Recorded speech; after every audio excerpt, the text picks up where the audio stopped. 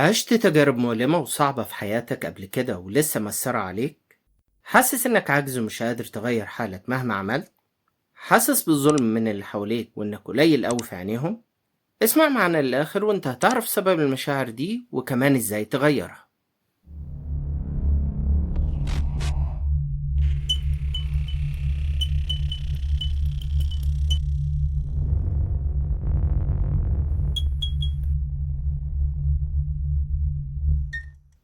أعزائي المشاهدين، أهلا بيكم في قناة هيوكا. معكم باسم، والنهاردة هنتكلم عن موضوع جديد ومهم جدا وهو دور الضحية. بنسمع الناس بتقول الكلمة دي كتير، انت عايش في دور الضحية. يعني ايه دور الضحية؟ وايه اسبابه؟ وهل ليه علاج ولا لا؟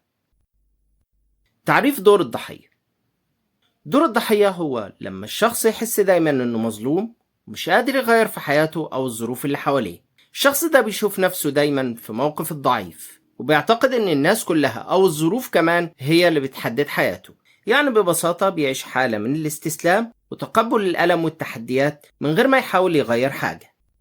الشخص اللي بيلعب دور الضحية ده بيكون عنده شوية سمات واضحة، زي مثلا العجز. دايما بيحس انه هو مش قادر يعمل حاجة علشان يغير الوضع اللي هو فيه ده.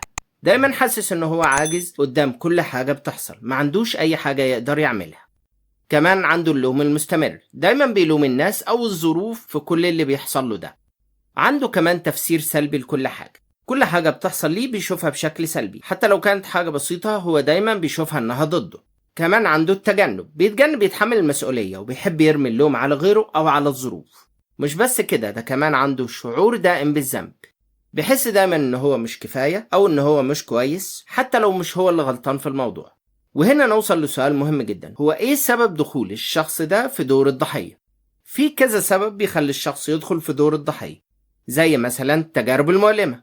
ممكن يكون الشخص ده مر بتجارب صعبة في حياته، زي انه هو خسر شخص قريب منه او تعرض لظلم كبير في حياته غير مجرى حياته تماما.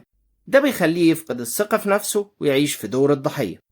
مش بس كده، كمان سبب تاني البيئة المحيطة، وده سبب قوي جدا.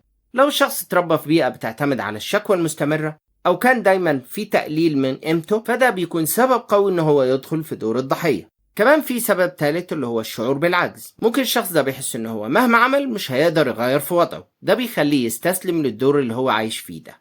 هل دور الضحية ده له تأثير؟ لازم نعرف ان العيش في دور الضحية ليه تأثيرات سلبية كتيرة جدا، زي مثلا ضعف الثقة بالنفس. الشخص اللي بيلعب دور الضحية مش بيشوف نفسه قوي او حتى قادر ان يحقق اي حاجة، ده بيأثر على ثقته بنفسه.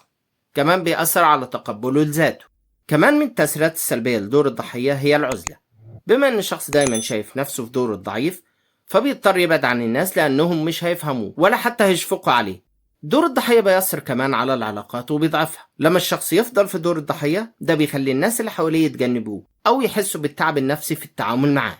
كمان عدم التقدم، بما انه شايف نفسه دايما في دور الضعيف مش هيكون عنده دافع يطور في نفسه او يحقق في اهدافه، لانه شايف ان هو مش مستحق للنجاح والتقدم ده، ولا عنده القدرة انه هو يتقدم وينجح.